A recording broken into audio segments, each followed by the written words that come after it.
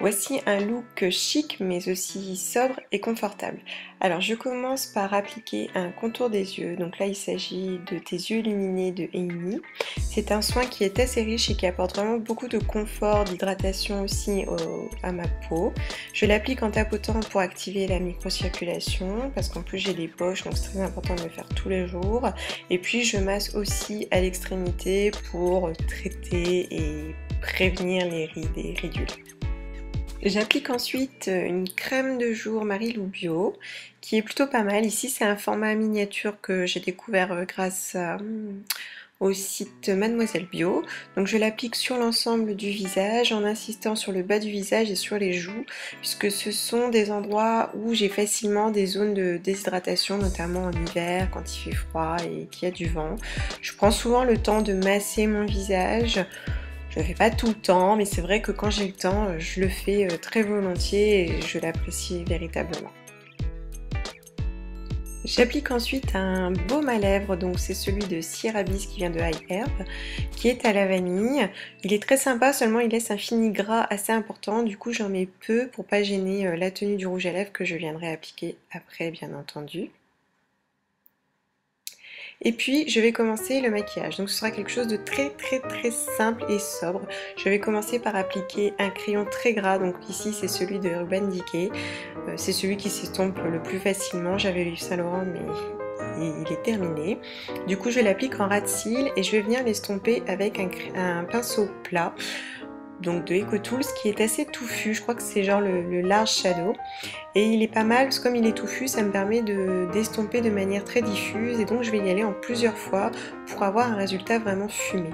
Je n'ai pas appliqué de base paupières parce que là en l'occurrence je n'en aurai pas besoin, mais si vous avez des paupières grasses, faut pas hésiter, ça améliorera la tenue du crayon que j'applique finalement un petit peu comme un fard. J'accentue bien en ras de cils, en haut et en bas. Alors voilà ce que ça donne. C'est vrai que c'est très soft, mais en ce moment j'aime pas trop maquiller mes paupières et puis ça reste un look de jour que je vais garder toute la journée. J'applique pour sceller le fard le plus foncé de ma palette Alverde Pure Berry avec le pinceau d'Helium Tools, le 781, qui est en fait un pinceau vraiment dégradé à la base. Du coup il va me permettre d'appliquer avec précision. Donc vous pouvez prendre un pinceau un petit peu plus précis si vous êtes plus à l'aise. Pour le coup, moi ça me va très bien parce que la pointe est véritablement parfaite. Voilà ce que ça donne avec le fard à paupières. Je vais donc appliquer ensuite un mascara. Ici c'est celui de Yves Rocher, Sexy Pulp, que j'ai également eu en échantillon et qui est plutôt pas mal parce qu'il apporte vraiment de la longueur. Il n'étoffe pas assez à mon goût, mais je trouve qu'au niveau longueur, le résultat est plutôt pas mal, véritablement visible en haut et en bas. Et puis je vais appliquer une base de teint, donc ici c'est Plus Jeune de Lush qui va apporter de la lumière à mon visage, donc au niveau des pommettes et sous les sourcils. Je l'applique en tapotant pour bien révéler toutes les petites nacres qu'il y a dans la crème. Si vous l'étalez, elle risque de disparaître et donc de moins se voir. Je vous cache pas que c'est un résultat vraiment très subtil, mais quand on se maquille peu, je trouve que ça peut faire la différence. Et puis je viens appliquer un blush mat de Alverde dans la teinte abricot avec mon pinceau EcoTools pour le blush. Je vais en mettre pas mal parce que c'est un blush assez discret, mais je veux quand même qu'il se révèle bien sur la base de mes pommettes. Je le mets encore une fois pour avoir un résultat chic mais soft, donc pas d'irisé. Je vais profiter juste des irisés de l'enlumineur de Lush. Donc je l'applique bien en plusieurs fois et des fois pour le sceller, je vais mettre juste avant un fard crème assez pâle pour bien le révéler. Mais là voilà, j'ai exactement le résultat que je recherche et je le trouve vraiment très joli. Évidemment, je vais appliquer un rouge à lèvres, donc ici c'est celui que je vous ai présenté dans mes favoris. C'est le rouge prodige de Clarins dans la teinte Rosewood, que j'aime vraiment énormément pour ce genre de look. Alors oui, j'arrive à la fin. Donc c'est une couleur assez nude, mais au fini brillant, qui est vraiment très joli. J'adore. Donc voilà le look, ce que ça donne, c'est simple, rapide et efficace. Je pense que vous pouvez tout le reproduire sans aucun souci.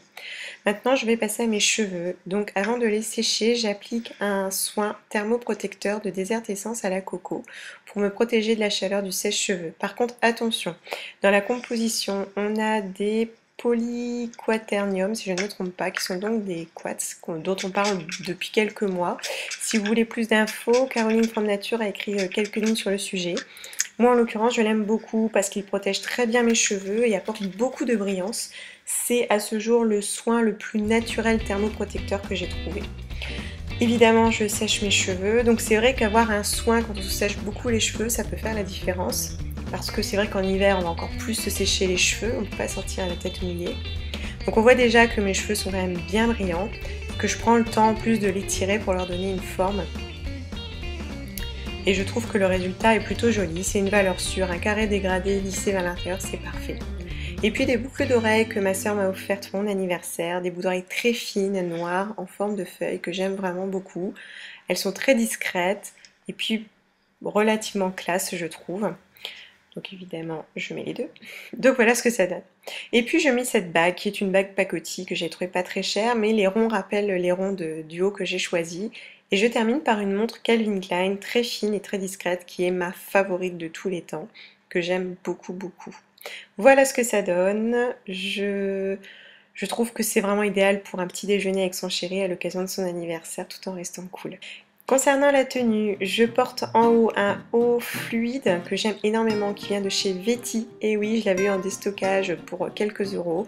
J'aime beaucoup ce style un peu décalé, un petit peu rétro avec des manches plissées.